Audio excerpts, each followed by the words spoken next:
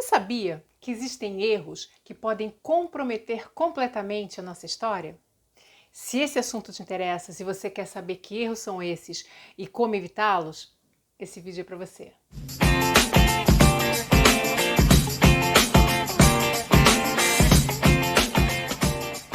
Estou de volta depois de um período de ter ficado impossibilitada de gravar mais vídeos para o canal. Então, se você já faz parte aqui da comunidade, muito obrigada por ter continuado aqui. E se você está chegando aqui agora, muito prazer. Meu nome é Ronise Aline, sou escritora, consultora e mentora literária, trabalhei muitos anos no mercado editorial brasileiro, fui crítica literária de um grande jornal carioca e desde 2013 eu ajudo escritores a desenvolver o seu potencial para criarem histórias de ficção que atraiam leitores e editoras. Primeiro erro: proteger demais o seu protagonista. Eu sei, protagonistas são como filhos. Temos um carinho, um amor enorme por eles. Não queremos que nada de mal nos aconteça. Mas assim como proteger demais um filho, que impede que ele tenha experiências que vão prepará-lo para o futuro, para as dificuldades e obstáculos que virão, proteger demais um protagonista também não faz bem. Para que a gente gere conexão entre personagem e leitor, é importante que o leitor sinta a necessidade de torcer pelo personagem, de sofrer com ele, de ficar na dúvida se ele vai conseguir ou não o seu objetivo. E se a gente protege demais o protagonista, se não deixa que nada de mal aconteça com ele, essa conexão ela fica prejudicada. Por que eu vou torcer por um personagem em que não acontece nada de ruim, em que tudo dá certo na vida dele? No nosso dia a dia somos assim. Somos expostos a desafios, a dificuldades, a obstáculos. Na maioria das vezes não é fácil conseguir aquilo que queremos.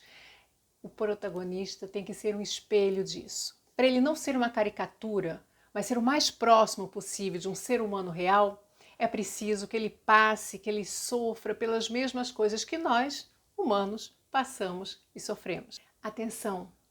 Pode parecer dolorido e cruel o que eu vou dizer agora, mas é o melhor para o seu protagonista. Pode ter certeza disso. O nosso papel enquanto escritores é fazer o nosso protagonista sofrer. Sim, nós só crescemos na vida, só nos desenvolvemos, só evoluímos com sofrimento, não com as coisas boas. O protagonista é da mesma forma. Ele só vai passar por uma transformação, crescer, como acontece conosco, se ele cair, levantar, cair novamente, levantar, aprender a evitar as próximas quedas. Então, o nosso papel é fazer o nosso protagonista aprender com os erros dele e dos outros. Lembra que eu falei que o leitor tem que até chegar a duvidar se o protagonista vai conseguir alcançar o seu objetivo? Então, é através do sofrimento que vai acontecer esse aprendizado, para que ele se torne capaz lá na frente de superar as dificuldades e alcançar o objetivo dele. Claro, dependendo do arco de personagem que você escolheu, né? Pode ser que ele consiga ou pode ser que ele não consiga. Aliás, se você tem dúvidas, dificuldades com criação de arco de personagem ou não sabe muito bem o que é, vou deixar aqui em cima um card com um vídeo em que eu explico direitinho o que é arco de personagem e quais são os diferentes tipos que você pode utilizar para o seu protagonista. Segundo erro: subestimar os leitores. Às vezes queremos nos certificar de que o leitor vai entender a história exatamente da forma como criamos. Queremos controlar a percepção dele, as sensações que ele vai ter ao longo da história. E com isso, acabamos subestimando o leitor. Achamos que ele não é capaz de absorver, de vivenciar aquela história à maneira dele. Queremos explicar demais. Eu acho que ele não vai entender esse ponto. Ao tentar explicar, estamos subestimando. Histórias de ficção não são para serem explicadas, são para serem vividas, sentidas, percebidas. E cada leitor tem a sua forma de olhar para o mundo, tem a sua percepção do mundo, a partir das experiências que ele teve na vida e também a partir das suas leituras. Tudo isso vai formando um olhar de mundo muito próprio. Então, o mesmo livro vai suscitar experiências diferentes em leitores diferentes. E o nosso papel enquanto escritores não é garantir que o leitor vai ter as mesmas sensações e percepções que nós temos, mas sim garantir uma experiência incrível, na qual ele possa ter as próprias percepções, as próprias sensações, entender e vivenciar a história à sua maneira. Quando eu estava no início da minha carreira de escritora, eu mostrei um conto meu, Ofício de Penélope, que mais tarde daria nome à minha coletânea de contos, a um escritor já experiente. Ele gostou muito do conto, mas fez uma ressalva. Você está explicando demais a relação entre a sua personagem Penélope com a Penélope da Odisseia de Homero. Eu falei, mas eu tenho medo de que o leitor não entenda essas conexões. E a resposta dele foi: você não pode manipular a experiência de leitura dele. A percepção que ele vai ter da sua Penélope vai ser uma percepção a partir da experiência dele como leitor e como ser humano. Quando um livro chega às mãos de um leitor, o escritor não tem mais controle sobre ele.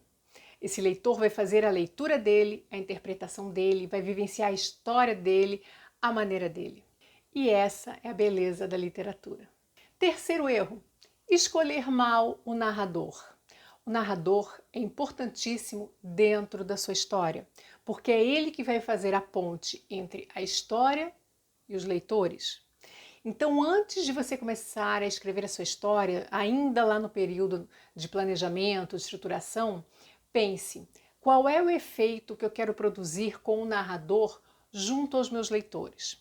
Isso é importante para você definir o seu narrador não de forma aleatória, mas de acordo com o efeito que você quer produzir. Por exemplo, narradores em terceira pessoa.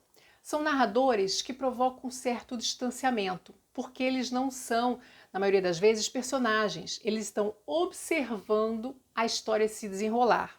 E ao contar essa história para o leitor se torna também um observador à distância. O narrador não participa da história, o narrador apenas conta algo que ele presenciou e o leitor fica sabendo de algo por um observador. Mas às vezes esse é o narrador essencial para a sua história, porque você quer ter, por exemplo, um narrador em terceira pessoa onisciente, que é aquele narrador que, não sendo personagem, estando fora da história, ele tem acesso ao pensamento, à cabeça de todos os personagens. Então você consegue narrar para o leitor tudo o que está acontecendo e tudo o que os personagens estão pensando. Em outros casos, vai ser mais interessante para a sua história você ter um narrador em primeira pessoa. O narrador em primeira pessoa, ele é aí um personagem que está vivenciando aquela história e está contando essa história diretamente para o leitor a partir do ponto de vista dele. Então, por isso que é importante você decidir qual vai ser o personagem que você quer usar como narrador em primeira pessoa. Por quê? Porque o leitor ele vai estar dentro da cabeça desse personagem. Então imagine que você tem um personagem que é um psicopata, né? Cujos pensamentos são muito desagradáveis, são muito sombrios, podem causar uma sensação no leitor que você não quer que cause, né? Então, ao colocar o narrador em primeira pessoa, esse psicopata, você vai estar transferindo diretamente, sem barreiras, sem filtros para o leitor, os pensamentos, a forma de agir, os desejos, os ódios desse personagem. E talvez, se não for o seu objetivo, a leitura desse livro se torne pesada demais, sombria demais, amargurada demais. Se for isso que você quer como efeito, tudo bem. Se não, tome cuidado ao escolher que personagem você vai trazer para ser o narrador em primeira pessoa. Quando a gente escolhe o narrador, é importante também pensar mais no que a gente quer esconder do que no que a gente quer mostrar. Porque se a gente tem determinadas situações que a gente não quer que o leitor saiba logo de cara, a gente não pode colocar o personagem que tem ciência daquelas situações como narrador. Vou dar um exemplo. Histórias de Sherlock Holmes. Imagine se o narrador fosse o próprio Sherlock Holmes.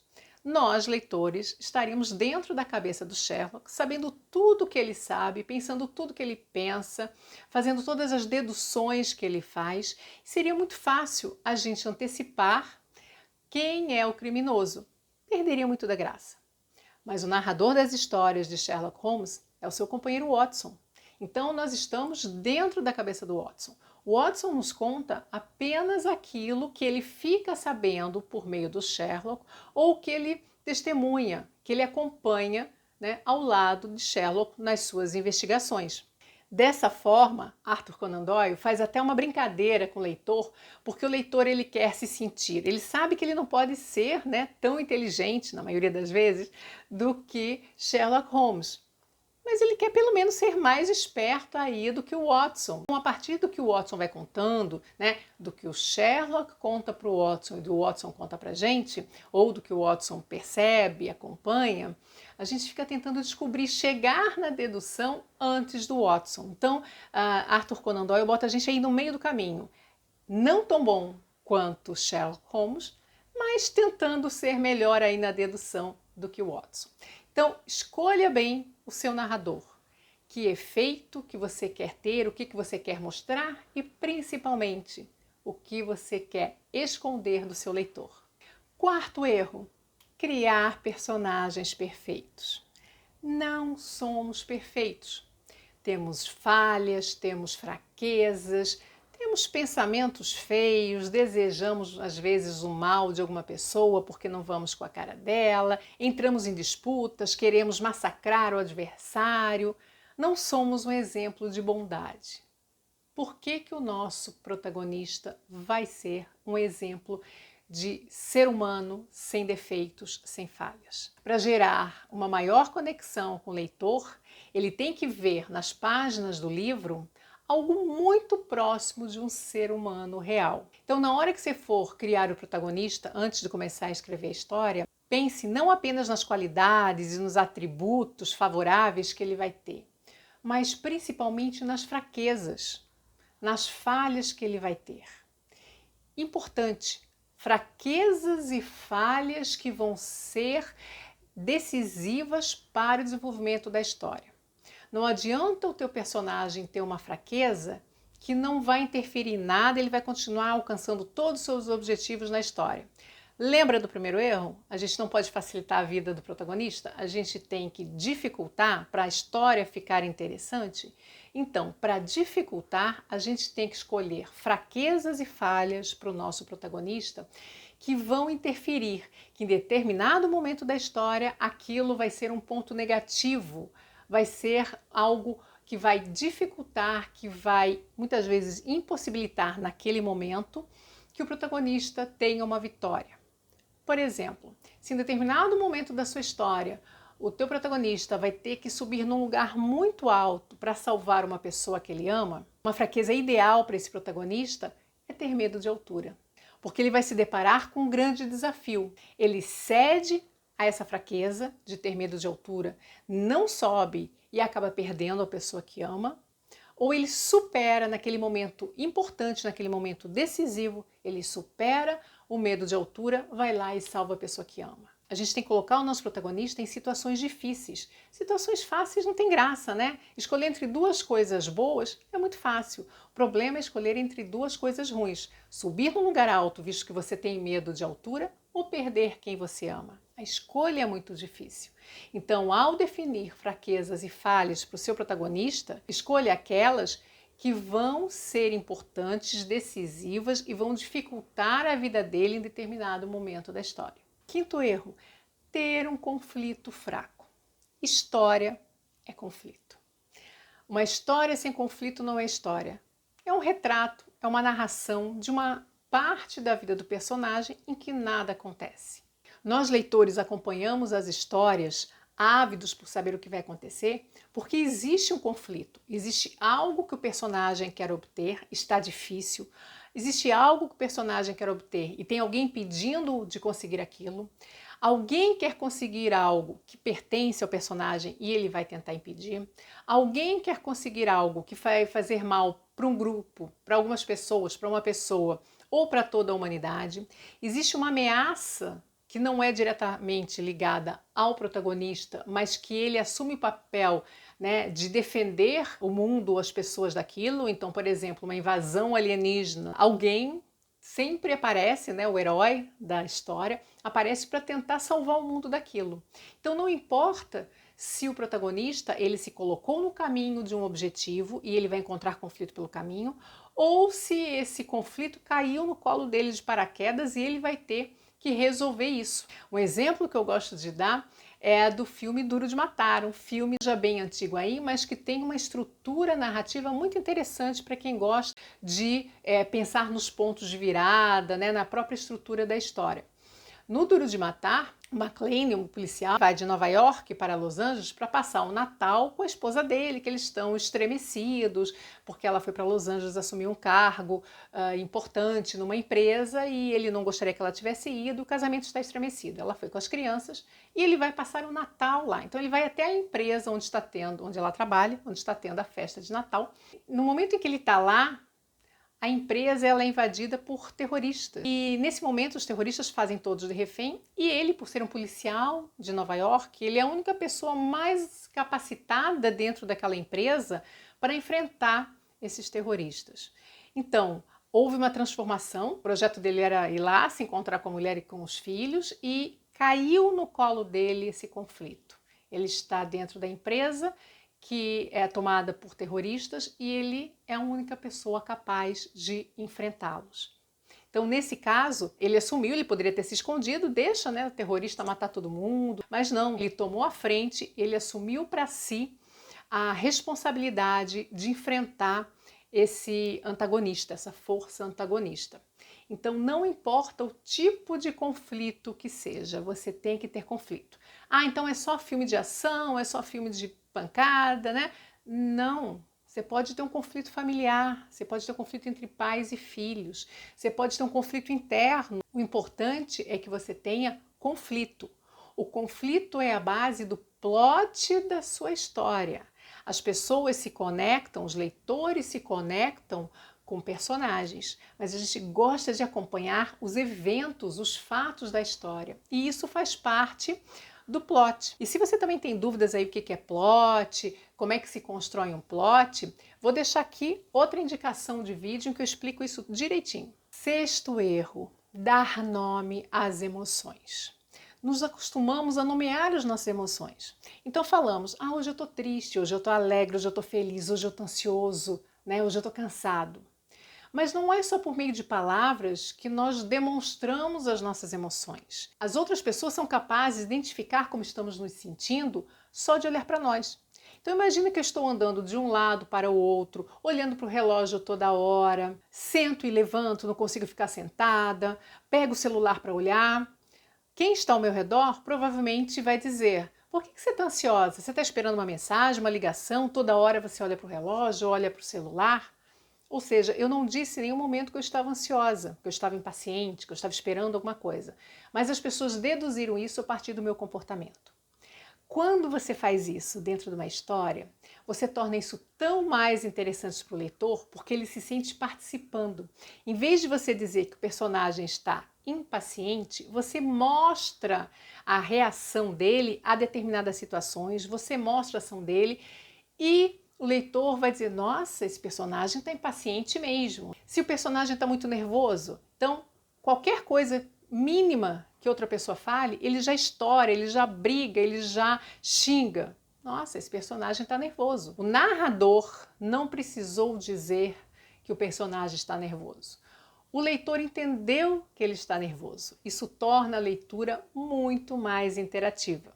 E se aí você estiver pensando, mas como é que eu posso garantir que ele vai entender que eu estou dizendo que o personagem está nervoso? Voltamos àquilo que já foi dito, a gente não pode controlar a percepção do leitor sobre a história, a gente tem que deixar ele entender a partir das experiências dele. Então, se ele já viu muitas pessoas nervosas agindo daquela maneira, ele vai dizer que o personagem está realmente nervoso. Uma coisa que a gente pode fazer é tentar ilustrar com ações, com gestos, com falas do personagem, sem nomear, sem dizer eu estou nervoso, né, mas com outras falas, tentar ilustrar isso da melhor maneira possível e deixar que o leitor faça a sua leitura daquela cena. 7º erro: exagerar nas descrições. Existem momentos da história em que precisamos descrever, seja cenário, seja pessoas, mas a gente tem que esperar o momento exato de fazer isso. Não fazer uma descrição no início do livro, na primeira cena, no que eu chamo de descrição lista de compra. Apareceu o personagem e aí você já começa a listar todas as características dele. Se ele é alto, se ele é baixo, se ele é louro, se ele é moreno, se ele é branco, se ele é negro, se ele tem olhos verdes, se ele tem olhos castanhos. Você faz aquela lista de compras, o teu leitor acabou de pegar o livro em mãos, começou a leitura, não sabe nem se ele vai gostar desse personagem, não sabe a importância desse personagem que apareceu na cena para a história, por que ele tem que saber minuciosamente cada detalhe desse personagem. Deixa para ele descobrir isso ao longo da história. Então, as descrições você vai colocando à medida que a história avance.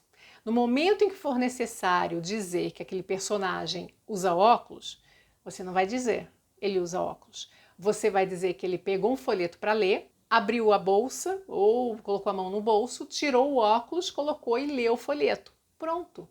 O teu leitor entendeu que aquele personagem usa óculos sem você precisar dizer que ele usa óculos lá no início da história.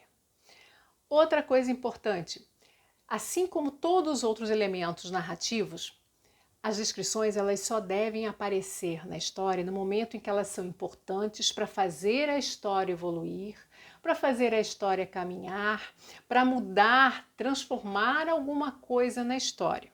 Antes disso, elas são desnecessárias. E uma dica extra: não apresente as descrições a partir do seu olhar como escritor ou escritora, nem mesmo a partir do olhar do narrador. Apresente as descrições a partir das sensações, da vivência, das percepções dos personagens, porque os personagens são diferentes e eles vão perceber e vão sentir aquelas pessoas, aquele ambiente de forma diferente.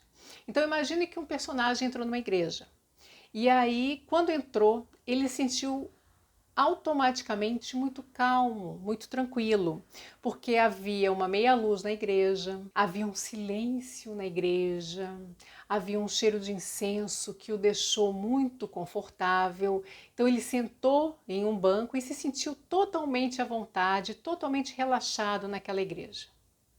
Outro personagem entra na mesma igreja. Ele começa a se sentir sufocado, porque a meia luz está sombrio, né? Ele começa a ficar nervoso porque ele não consegue ver as coisas direito. Tem um silêncio, ele está acostumado com muito som, muita música, muito barulho, e ele estranha aquele silêncio. Aquele cheiro de incenso começou a ficar enjoado para ele. Ele está tendo uma experiência diferente no mesmo ambiente. Um terceiro personagem poderia entrar e ficar maravilhado com a obra arquitetônica da igreja, com as estátuas, com as obras de arte. Então, cada personagem vai ter uma experiência diferente. Então, escolha como fazer descrições de pessoas ou de lugares a partir do ponto de vista de um personagem que pode ressaltar aquilo que você quer no momento. Personagens são a mesma coisa. Você vai dizer, aquele personagem é muito chato. Você quem? Você é escritor, você é narrador ou é um personagem? Melhor que seja um personagem que esteja tendo contato com uma pessoa e de cara achou a pessoa chata. E aí comenta com outro personagem, outro fala assim, não, ele é muito legal, conheço há anos. Então são percepções diferentes que enriquecem e tornam a trama aí mais complexa. Anotou aí os 7 erros que podem arruinar a sua história? Se não anotou, revê o vídeo e anota, porque é importante você ter isso aí enquanto você está escrevendo a sua história para evitar que eles apareçam ao longo aí da sua narrativa.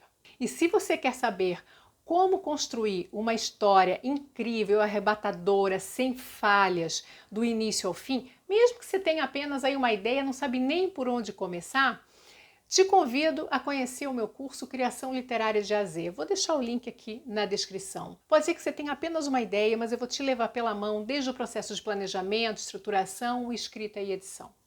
Além disso, te convido também a fazer parte da minha comunidade literária no Telegram, totalmente gratuita.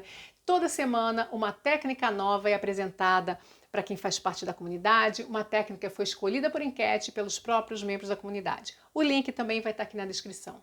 Espero que você tenha gostado do vídeo. Se gostou, não esquece de deixar o like e também se inscrever se você é novo por aqui.